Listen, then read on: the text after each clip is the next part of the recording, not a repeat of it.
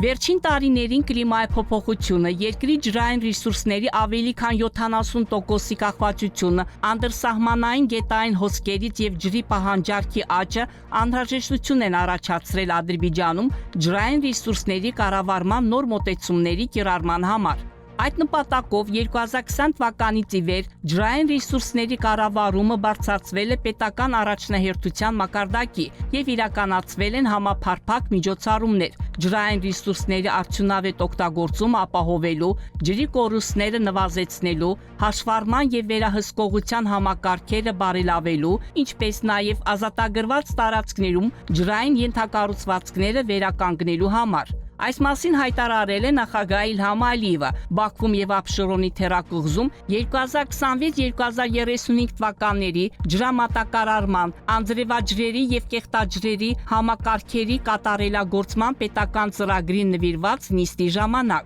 Նախագահը նշել է, որ խմելու ջրի եւ ոռոգման նախագծերը միշտ եղել են ուշադրության կենտրոնում։ Վերջին 20 տարիների ընթացքում մենք կառուցել ենք 4 խոշոր ջրամբար եւ այդ ջրամբարների ներուժը կազմում է ավելի քան 500 միլիոն խորանարդ մետր։ Դրանց շարքում հատկապես պետք է նշեմ Թախտաքյորփու եւ Շամքիրչայ ջրամբարները։ Եթե այս ջրամբարները չկառուցվեին, ապա այսօր եւ Բաքվի ջրամատակարարումը եւ Արևմտյան գոտու ջրամատակարարումը կարող էր բախվել լուրջ խնդիրների հետ։ Թախտաքյորփու ջրամբարը թույլ տվեց մեզ Սամուր գետի ջրերը հավաքել Ջերանբաթան ջրամբարում, որն ամբողջությամբ վերակառուցվել է։ Այստեղ հիմնվել է մաքրման կայանների նոր ժամանակակից համալիր, ընդգծել է պետության ղեկավարը։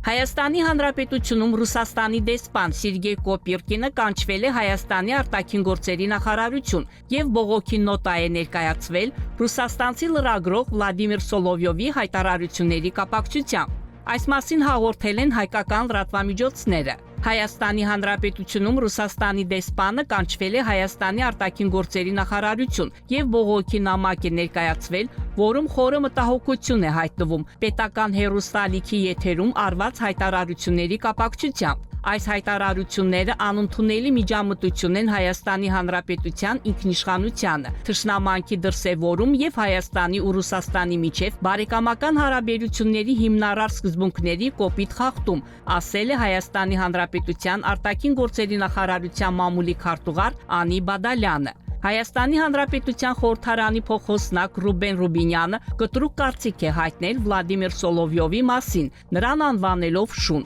Շունը հաչում է, քարավանը անցնում է։ Այս դեպքում շունը Սոլովյովն է, ռուս գործարար Սամվել Կարապետյանի մտերիմ ընկերը եւ հայրենակիցը։ Իսկ քարավանը մեր սիրելի երկիրն է, որը վստահորեն շարժվում է դեպի երկարատև խաղաղություն եւ զարգացում, գրել է նա սոցիալական ցանցերում։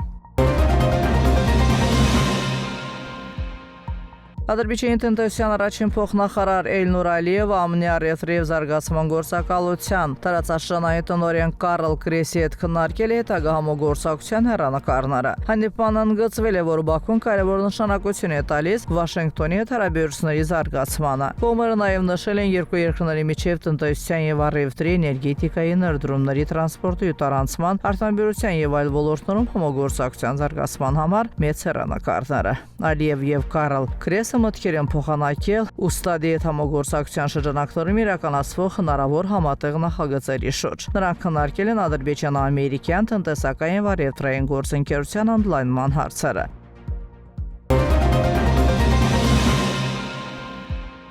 Հորդարանում Ադրբեջանի դեսպան Շահին Աբդուլլայևը հանդիպել է Հորդարանի քաղաքացիական ավիացիայի կարգավորման հանձնաժողովի գլխավոր կոմիսար կապիտան Դայֆալլահ Ալ-Ֆարաջաթի հետ։ Այս մասին ասում է Հորդարանում Ադրբեջանի դեսպանատանի սոցիալական ցանցում հրապարակման մեջ։ Հանդիպման ընթացքում նրանք քննարկել են քաղաքացիական ավիացիայի ոլորտում համագործակցության հնարավորությունները։ Շվեդիայի թագավորության մայրաքաղաք Ստոկհոլմում Շվեդիա-Ադրբեջան ասոցիացիայի նախագահ Սևդա Դադաշովայի նախաձեռնությամբ Շվեդիայում գործող գործարանների համար անցկացվել է Ադրբեջանի վերաբերյալ շնորհանդես։ Շնորհանդեսի ընթացքում մանրամասն տեղեկատվություն է ներկայացվել Ադրբեջանի հարուստ մշակույթի, սովորույթների եւ ավանդույթների, պատմական հուշարձանների, թանգարանների եւ ազգային խոհանոցի մասին։ Ելույթներում հատուկ ուշադրություն է հատկացվել մեր երկրի բուժիչ բնական պաշարներին, ինչպես նաեւ լայնածավալ տեղեկատվություն է ներկայացվել տարածաշրջանում գտնվող բնական բուժման կենտրոնների մասին։ Միջոցառման շրջանակներում ցուցադրվել են նաեւ թեմային վերաբերող տեսանյութեր։ Շնորհանդեսը մեծ հետաքրքրությամբ է ընդունվել մասնակիցների կողմից։ Շվեդ գործարանները ցանկություն են հայտնել այցելել Ադրբեջան եւ հետաքրքրված է մոտիկից ծանոթանալ երկրի զբոսաշրջային նրոշին։ Սևդա Դադաշովան իր ելույթում անդրադարձել է նաեւ Բաքվի պատմությանը եւ ընդգծել է Ադրբեջանի եւ Շվեդիային կապող ընդհանուր պատմական կապերը։ Մասնավորապես նշվել է Նոբելի եղբայրների գործունեությունը Ադրբեջանում եւ ուշադրություն է հատկացվել այն բանին, որ այս համագործակցությունը նշանակալի նվաճումներ է բերել երկու երկրներին։ Միջոցառման շրջանակներում մասնակիցներին ներկայացվել է նաեւ Ադրբեջան այցելելու ծրագիրը։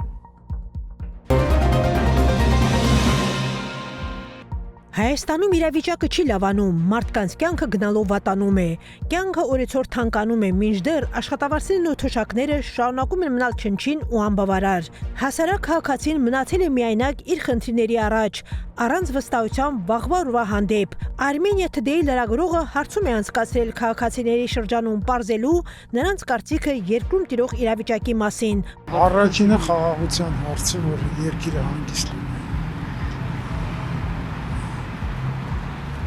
Իսկ քաղաքացիների կյանքը բարելավելու համար Եթե լինի հանգիստ նորմալ կյանքը ինքն իրան կբարելավի, բայց որ թե դա կախված է մեր պետության քաղաքականությունից չեմ կարծում։ Ինչ կլինի չգիտեմ։ Ոյ, դե իհարկե թանկացման, ասենք տրանսպորտից սկսած ամեն ինչով վերջացրած արդիական խնդիրները, որ Քաղաքացիները պնդում են, որ տարիներ շարունակ իշխանությունների կողմից հնչեցրած խոստումները բարեփոխումների ու լուսավոր ապագայի մասին փաստացի մնացել են օդում։ Արդյունքները գրեթե զրոյական են։ Այդ պատճառով հասարակության մեջ աճում է հիասթափությունը, անորոշությունն ու անվստահությունը ապագայի նկատմամբ։ Խաղաղություն։ Էլի խաղաղություն եւ նորից խաղաղություն։ կան այլ խնդիրներ նաև որպես Ինձ համար չէ։ Ինձ համար հետա որ երեխեքը երիկա կոտորվեն։ մարդկանց կյանքը բարելավեն, էժանություն լինի, մարդիկ բոլորն էլ ապրել են ուզում։ Այնպես չի որ բոլորն էլ ամեն ինչից ուզում են օգտվել, բայց պետք է բարվոք վիճակ լինի։ Մարդկանց թոշակները բարձրացնելով ամեն ինչը գներն էլ ամեն ինչն էլ հետն է բարձրանում։ Ոչ մի փոփոխություն չկա։ Իշխանությունները պետք է խելքի գան եւ առաջին հերթին մտածեն ժողովրդի մասին։ Եթե չմտածեցին ոչ մի բան չի լուծի։ Ոնց սկսել են այդպես էլ բայց ժողովուրդը պետք է բռնց դառնա արդեն հավատի դեմ են դուրս եկել։ Ոչ մի սահմանների մեջ չի մտնում։ Հնարավոր չի։ Երևի աշխարհում նման երկիր չկա, որ սեփական ժողովրդին հալած է, հավատը հալած է։ Հարցումները ցույց են տալիս, որ այսօր Հայաստանի քաղաքացիները մտածում են միայն մեկ բանի մասին՝ ինչպես գոյատևել վաղը, ինչպես ապահովել ընտանիքի կարիքները, սակայն ընդդիմադիր ուժերին չի հետաքրքրում հարազատ ժողովրդի թշվառ ու անմխիթար կյանքը։ Հանուն իրենց կեղտոտ քաղաքական նպատակների նրանք պատրաստ են վտանգի տակ դնել խաղաղությունը, նոր պատերազմ հրահրել Ադրբեջանի դեմ, լավ հասկանալով, որ խաղաղ պայմաններում իրենք քաղաքական դաշտում ապագա չունեն։ Հայ ընդդիմադիրները պետք է ընտրեն կամ ապագա հիմնված խաղաղության եւ զարգացման վրա, կամ անցյալ լի պատերազմերով ու քաղաքական մանիպուլյացիաներով։